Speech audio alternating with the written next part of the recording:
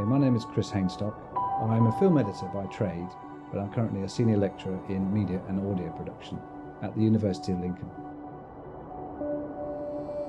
The Kuleshov effect is a phenomenon. Music is hugely important in filmmaking. There's no such thing really as the truth. In relation to commercials, many people now want to portray an image of themselves that they are having. Perhaps a false world. You're looking for moments. Documentary films are all about moments, a series of moments, episodes, sequences, chapters.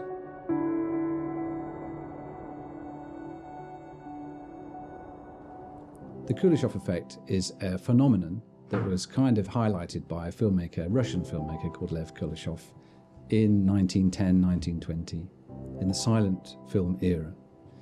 And he demonstrated the psychological effects or impacts of two shots placed together simultaneously, and the perception in the audience can be changed. So famously, he found a matinee idol at the time, had an image of her, and he intercut it with different objects, and the audience was convinced that the woman's expression changed when we cut back to her. And it's actually, if you think about it, not many people necessarily talk about the Kuleshov effect nowadays, but it is at the heart of what happens to us when we're watching a film, because we are imperceptibly or sometimes deliberately affected by the manipulation of images. And it's that combination of one image after another to create a certain feeling, a certain mood, a certain psychological effect on the viewer. In relation to commercials, editing is used as manipulation without a shadow of a doubt, because that's its entire objective, is to manipulate the viewer into buying something. Simple knows delicate skin is dried out by wind, sun, and everyday life. That's why you need Simple moisturisers with vitamin goodness. With no colour and no perfume, Simple's Kind to Skin moisturisers are the UK's #1. They keep working for 12 hours, leaving your skin soft and smooth. And now our new Simple Moisture Boost Mist gives you an instant boost, even over makeup. Simple. We believe in goodness.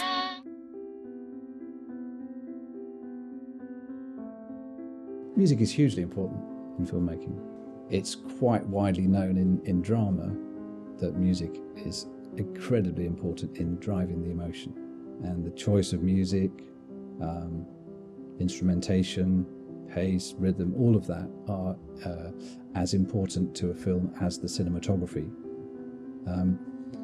In documentaries, music is usually used to drive the emotion, and it's manipulation, if you like, to a certain extent, but it's also a shortcut, and you can fast track people's emotions quite quickly. But also, it contributes to the entire mood and feeling of a film. And clever use of music, which also means deciding when not to use music, can make a huge difference to the effectiveness of a documentary.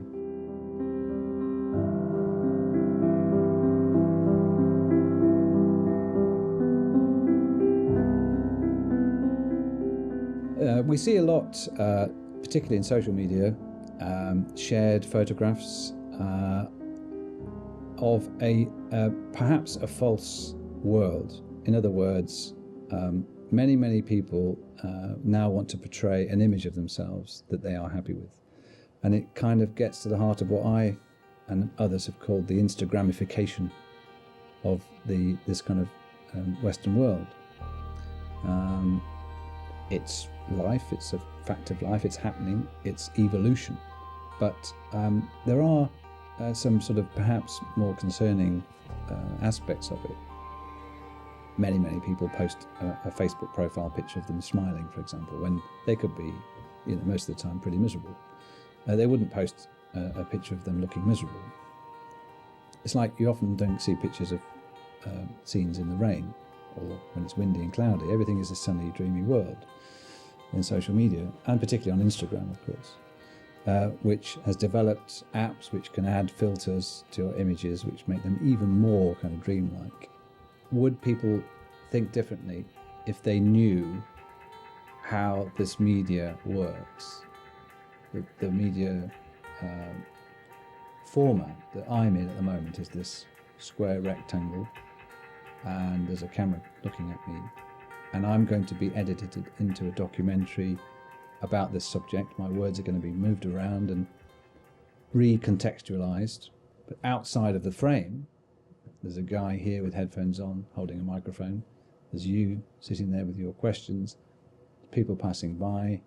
You know, we've got monitors behind me and things like that, which you as a filmmaker have decided to position me in front of. So you've made a lot of decisions about how I'm going to be portrayed. Could have filmed me in a corridor, in my office. That all would have had a different impact. So what would the average viewer think if they could see all of these things outside the frame is an interesting question. I think audiences ideally should be skeptical up to a point and don't always take things at face value. If people are always questioning about the veracity of the argument, and they need to understand that there's no such thing really as the truth. There's only versions of the truth. There's a truth, several truths.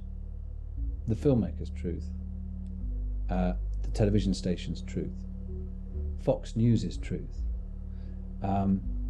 And as long as people are aware of that, they're kind of armed with this kind of ability to be skeptical and discerning. It's not a problem.